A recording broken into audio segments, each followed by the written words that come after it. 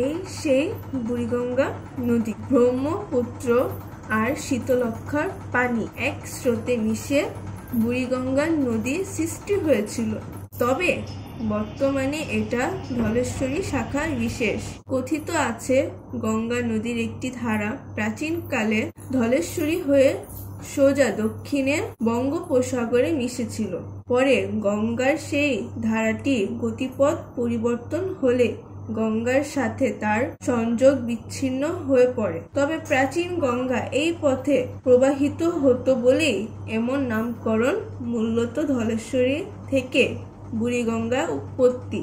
কলাতিয়া এর উৎপত্তি স্থল বর্তমানে উৎসহ মুক্তি ভরাট হওয়ায় পুরনো কোনো চিহ্ন খোঁজ পাওয়া যায় না।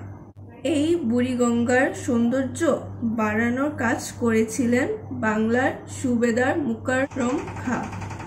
তার শাসনামলে শহরের যে সকল অংশ নদীর তীরে অবস্থিত ছিল, যেখানে প্রতি রাতে আলোকসজ্জা করা হতো। এছাড়া নদীর বুকে অসংখ্য নৌকাতে জ্বলত ফানুসবাতি। তখন বুড়িগঙ্গার তীরে অপরূপ সৌন্দর্যের সৃষ্টি হতো। 1800 সালে টেইলর বুড়িগঙ্গা নদী দেখে মুগ্ধ হয়ে লিখেছিলেন, বর্ষাকালে যখন বুড়িগঙ্গা পানিতে ভরপুর থাকে তখন দূর থেকে ঢাকাকে দেখায় ভেনিসের মতো। তবে বুড়িগঙ্গার আগের ঐতিহ্য এখন আর নেই।